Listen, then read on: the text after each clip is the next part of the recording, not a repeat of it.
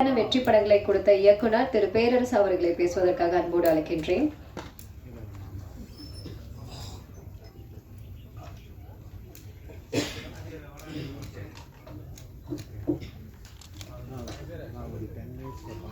ராஜன் அவருக்கு மட்டும் செல்ல குட்டி நம்மளை வேண்டாம் இருப்பா. டாக்டர் பேரரசு வந்து பேச சொல்கிறேன். பேச காலை கேட்டாங்க அவர்கிட்ட வந்து நந்தினி கேட்டாங்க ராஜன் சார்கிட்ட, சார் உங்கள் இளமைக்கு என்ன ரகசியம்ட்டு. எனக்கு அப்போ தெரியல, இப்போ தெரிஞ்சிச்சு. ஃபஸ்ட்டு சேலைட்டு வந்தாங்களாம், அழகிய தமிழ் மகளாம், ஆங்கிலம் கலந்த தமிழை ரசித்தாராம். ஆடியன்ஸ் வந்து நம்ம வந்து ட்ரெய்லர் பார்த்துருப்போம், சாங்கை பார்த்துருப்போம், அதில் கவனம் அங்கேயே இருக்கும். இங்கே ஆங்கர் வந்து எப்போ சேலைட்டு வராங்க, எப்போ மாடர்ன் ட்ரெஸ்ட்டு வராங்க, எப்போ எந்த மேடையில் எவ்வளோ தமிழ் பேசுகிறாங்க, ஆங்கிலம் பேசுகிறாங்க, இதெல்லாம் கவனிச்சா ஏன் இளமையாக இருக்க மாட்டாங்க? இளமை யாராச்சும் புரிஞ்சு வச்சா உங்களுக்கு வந்து நீ புரிஞ்சுல இன்னும் நீங்கள் அப்பான்னு கொடுத்துருந்தீங்க ஓகேயா? செல்ல கூட்டலாம் பண்ணக்கூடாது, இதெல்லாம் அப்பா தான் ட்ரெண்டு ஓகே. ஆனால் நீங்கள் அப்பா இனிமேல் உங்களுக்கு வந்து நீங்கள் அப்பா தான். எல்லாருக்கும் அப்பா இல்லை, எல்லாருக்கும் அப்பா வாழ முடியாது, நந்தினிக்கு அப்பா நம்மளால் முடிஞ்ச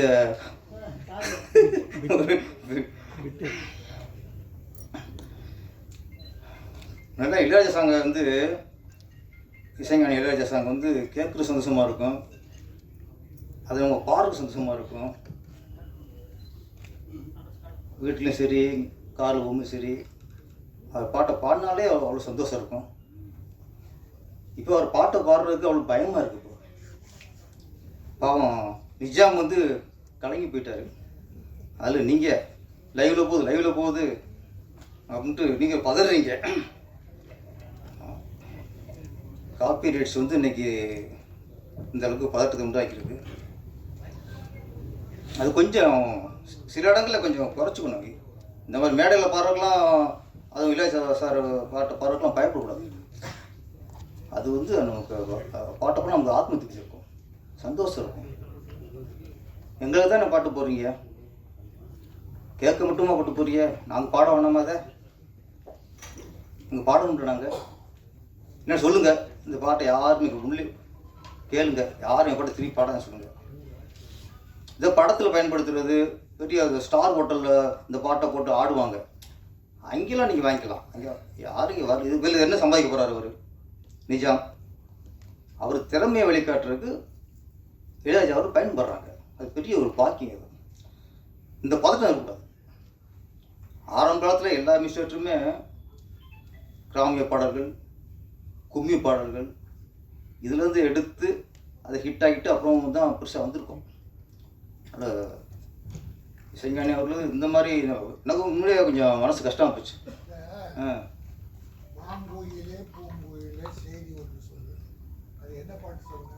நீங்கள் சொல்லுங்கள்.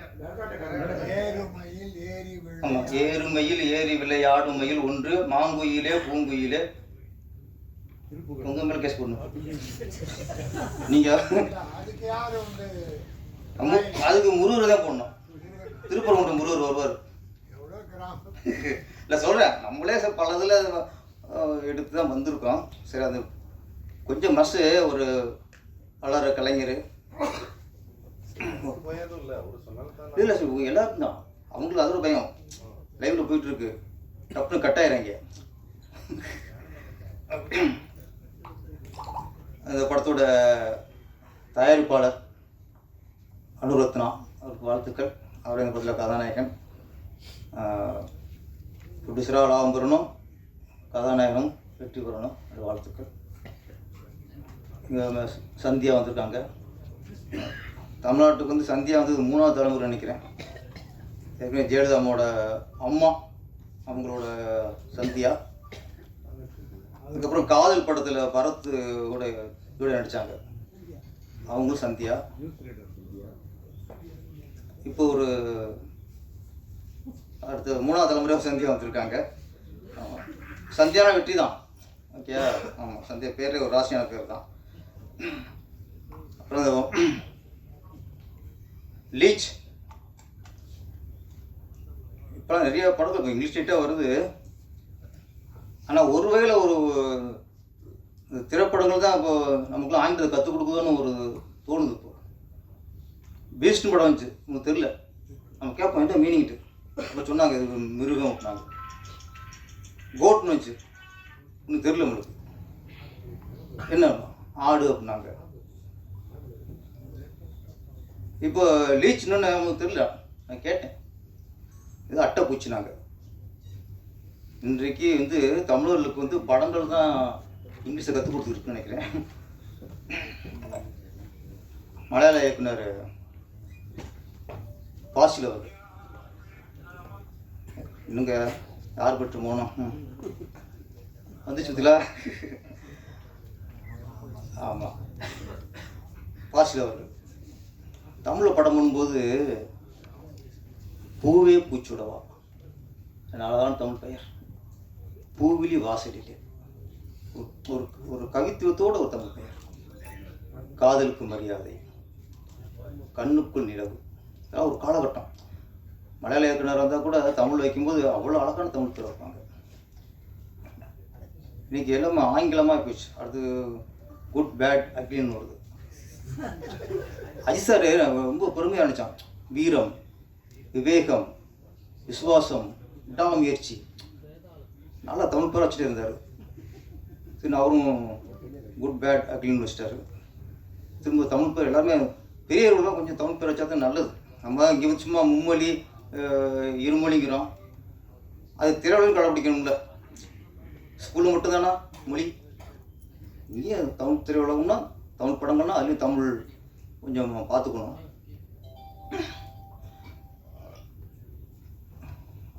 அட்டைப்பூச்சி தான் லீச்.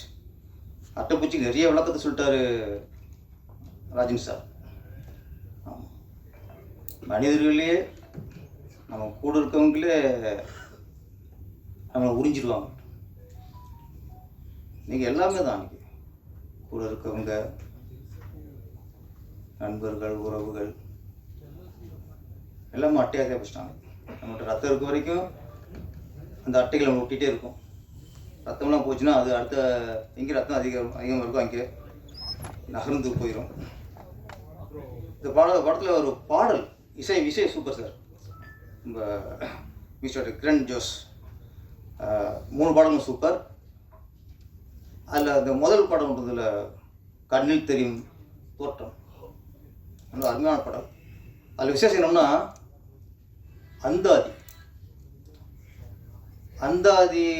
அந்தாதியில் பாடல் வந்து ரொம்ப வருஷமாச்சு. தமிழ் ரொம்ப அபூர்வம். ஒரு சில பாடல் வந்துருக்கு. லால் லால் கவிஞர் பெயர் லால், ரொம்ப அற்புதமாக எழுதியிருந்தார். கண்ணாசன் ஒரு படத்தில் இந்த அந்தாதியை பயன்படுத்தி பாட்டிருப்பார். வசந்த கால நதியினிலே வைரமணி நீரலைகள் மீதினிலே நெஞ்சிரண்டும் நினைவலைகள். ஒரு இதில் ஒரு வார்த்தை முடியும் போது அடுத்த வரி அந்த வாரத்தில் துவங்கும். அதில் எந்த வார்த்தை முடியுதோ அந்த வாரத்துலேருந்து அடுத்த வரி தொடங்கும். இது இப்போ அபூர்வமாக வருது. லால் வந்து இப்போ அந்த அந்தாதியை பயன்படுத்தி அந்த பாட்டு எழுதியிருக்காரு. உண்மையிலேயே ரொம்ப நல்லா இருந்துச்சு. வரி எல்லா வரைக்குமே தமிழ் வார்த்தை, ஒட்டுமொத்த பாடலும் நல்ல தமிழ் வார்த்தையோடு இருந்துச்சு. கவிஞர் லால் அவர்களுக்கு என்னுடைய வாழ்த்துக்கள். இது மலையாள டீமு. நான் வந்து மலையாள படங்களை ஒர்க் பண்ணியிருக்கேன், தெலுங்கு படத்தை ஒர்க் பண்ணியிருக்கேன். அதில் ஒரே ஒரு விஷயம் சொல்லணும். இந்த மலையாள படத்தில் ஒர்க் பண்ணும்போது பார்த்தா மேக்ஸிமம் மலையாளம் இருப்பாங்க. அவங்கள்ட்ட என்ன சிறப்பு அப்படின்னா, அவங்க மேக்ஸிமம் இப்போ நம்மகிட்ட பேசும்போது மலையாளமும் தமிழும் கலந்து என்ன சொல்ல வராங்களோ அதை அவங்க புரிய வச்சுருவாங்க. இப்போ இன்றைக்கி இங்கே பேசின எல்லாருமே மேக்ஸிமம் மலையாளி தான். ஆனால் பேசுகிறவங்க புரிஞ்சதில்ல. ஆனால் நம்ம இருக்கோம்ல தமிழர், அவங்களுக்கு பேசி புரிய வைக்க முடியாது. ஸ்பாட்டில் நம்ம முழுக்கும் தமிழே பேசுவோம். ஒரு மலையாள வார்த்தை தெரியாது, மலையாளம் கலந்து பேச தெரியாது. அவங்க நமக்கு புரிய வைப்பாங்க, நம்ம வந்து பேசி என்ன சொல்ல வரோமோ அவங்களுக்கு புரிய வைக்க முடியாது. இப்போ யார் பெற்றுக்கோ. அப்போது நம்மளுக்கு இன்னொரு சில நேரங்களில் சில மொழி நம்ம கற்றுக்கிறதுக்கு ஆர்வம் வரணும். நம்ம சும்மா தமிழ் மட்டும் படிச்சுக்கோ, தமிழ் மட்டும் படிச்சுக்கோன்னா எங்கே நம்மளுக்கு தேவையோ அதை நம்ம கொஞ்சம் தெரிஞ்சுக்கணும். ஃபஸ்ட்டு இவ்வளோ தைரியமாக பேசுகிறாங்க மலையாளிகள். நம்ம போய் அங்கே பேச முடியுமா? மலையாளத்தில் பேச முடியுமா? ஒரு கேரளாவில் போய் அங்கே ஒரு ஆடியோ ரிலீஸு, அங்கே எல்லாருமே மலையாளம் இருக்காங்க. அங்கே ப்ரெஸ் எல்லாமே மலையாள ப்ரெஸ்ஸாக இருக்குது, மீடியாக்கள் இருக்குது. ஒரு தமிழர் போய் இங்கே பேசி புரிய வச்ச மாதிரி என்னால் இங்கே பேசி புரிய வைக்க முடியுமானா என்னால் முடியாது. முதல்ல முடியாது. நமக்கு இப்படியே பிளட் இப்படி ஆகிப்போச்சு. நம்ம மொழி நம்ம மட்டும் அதுன்னு ஆகிப்போச்சு. சில நேரங்களில் அதையும் அவங்க கற்றுக்கணும். அப்புறம் சில இன்னொன்று இருக்குது இவங்களை பற்றி. மலையாள படம்னா ப்ரொடியூசர் மலையாளி, இயக்குனர் மலையாளினா அது அப்புறம் எல்லாமே எடிட் எல்லாருமே அவங்க மலையாளியே தான் அவங்க வச்சுப்பாங்க. அதில் ஒரு தமிழ் டெக்னீஷியனோ வேறு மொழி டெக்னீஷியனோ உள்ளே பூந்துடுறது சாதாரண விஷயம் இல்லை. அப்படி பார்க்கும்போது நம்ம டேஞ்சர் மணி உங்களுக்கு வாழ்த்துக்கள். ஒரு தமிழ் டெக்னீஷியன் இது ஒர்க் பண்ணியிருக்காரு. இல்லை அவங்க என்னென்னா ஒரு யூனிட் அவங்களுக்கு. ஆனால் இந்த ஒரு விஷயத்தில் அவன் தமிழராக நம்ம பெருமைப்படணும். நம்ம ஒரு தமிழ் ப்ரொடியூசர், தமிழ் இயக்குனர் அப்படின்னா கூட எடிட்ரு, கேமராமேன் எல்லாருமே தமிழாக தான் இருக்கணும்னு ஒருத்தர் நினைக்க மாட்டார் சார். அங்கே திறமை. எடிட்ரு மலையாளியாக இருப்பார், கேமராமேன் தெலுங்கராக இருப்பார். ஒன்றே சரி. இப்போ இவங்க இங்கே நம்ம எல்லாருமே நினைக்கிறோம், இங்கே யார் வீட்டுக்கு நினைக்கிறோம் சகோதரர்கள் தான். சினிமாவுக்கு மொழி ஒரு பிரச்சனையே இல்லை. தெலுங்கா மலையாளமா மொழி பிரச்சனை. அங்கே திறமை தான் முக்கியம். தமிழ் மண்ணில் இது ஒரு ஒரு ஒரு நல்ல விஷயம். தமிழ் எல்லாத்தையும் அரவணைப்போம், எல்லாத்தையும் அரவணைப்போம். அப்புறம் சார் சொல்கிறாரு, இன்னைக்கு சிவாஜி வீடு சொன்னார், ஒரு 3 வருஷம் ஆச்சு. ஒரு சின்ன பயம். சிவாஜி கணேசன் அவர்கள், நடிகர் திரு சிவாஜி கணேசன் அவர்கள் 250 படத்துக்கு மேலே நடித்து புகழ்பெற்ற ஒரு நடிகர். ஒரு பேரை ஒரே படம் எடுத்திருக்காரு. தாத்தா 250 படம் நடித்து சம்பாதிச்சிருக்காரு. பேரை ஒரே படம் எடுத்திருக்காரு. அந்த ஒரு படத்து கடனுக்காக அந்த வீடே இன்னைக்கு கோர்ட்டு ஜப்தி இன்படிச்சு அனுப்பிட்டுருக்குன்னா பயம் இருக்குமா இருக்காதா? வேறு விசாராங்க, வேறு சுற்றி இருக்கிறாங்க, அது வேறு விஷயம்.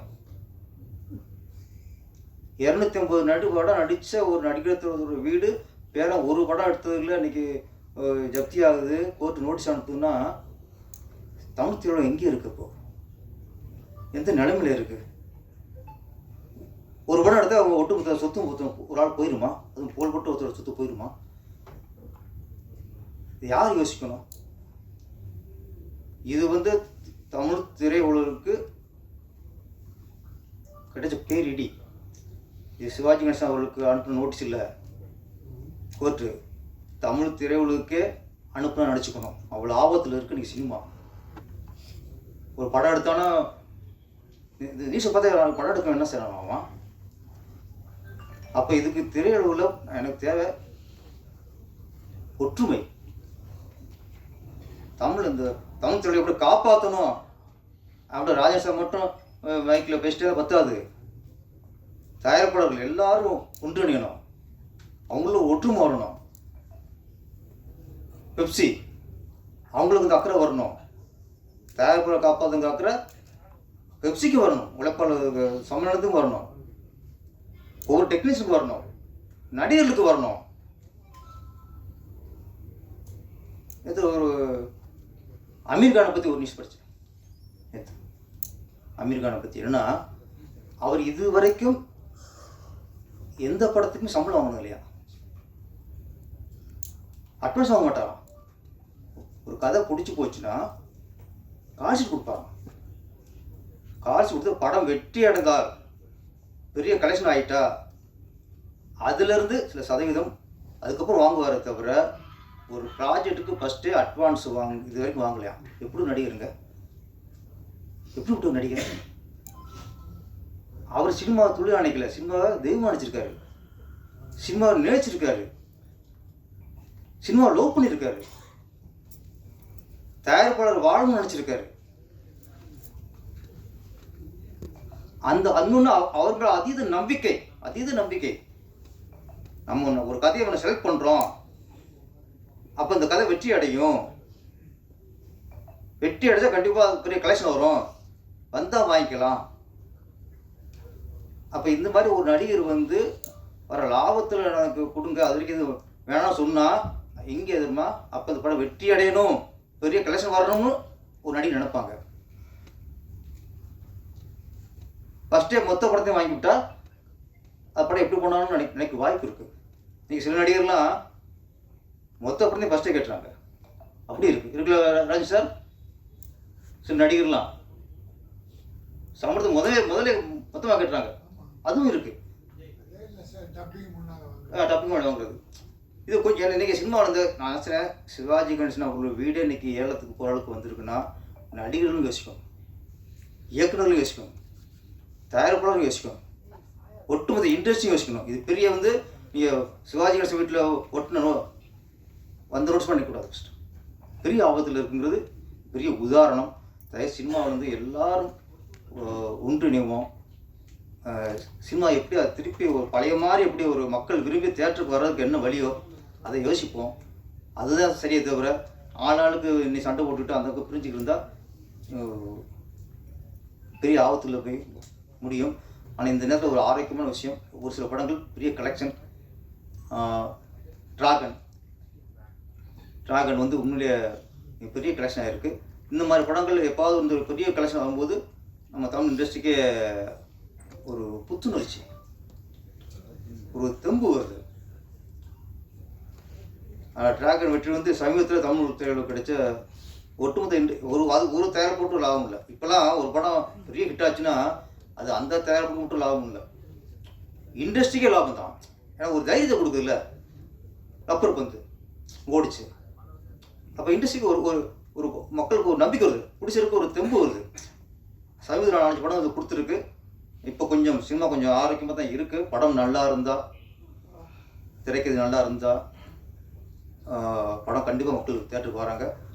படமும் நம்ம எடுக்கிறதும் முதலீடு போடுறது மட்டும் இல்லை, இயக்குநர்களும் கொஞ்சம் கதையிலையும் மற்ற எல்லாத்தையும் கவனம் செலுத்தணும். சினிமா ரொம்ப மோசமாக இருக்குது, திருப்பி கொண்டு வந்துடுவோம்.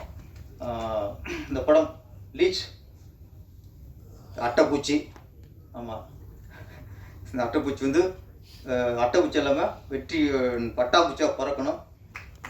பட்டாப்பூச்சி பற்றி எல்லாருக்கும், இயக்குனருக்கும் சரி, இயக்குனர் SM அவருக்கும் சரி, மினிஸ்டர் டேரக்டருக்கும் சரி, எல்லாருக்கும் படம் மிகப்பெரிய வெற்றியை கொடுத்து பேரும் புகழும் உண்டாகும். நன்றி, வணக்கம். நன்றி சார். ஸோ இறுதியாக பத்திரிகையாளருமான நடிகருமான யூடியூப் ஃபேமஸ் திரு பைல்வான் சார் அவர்களை பேசுவதற்காக அன்போடு அழைக்கின்றேன்.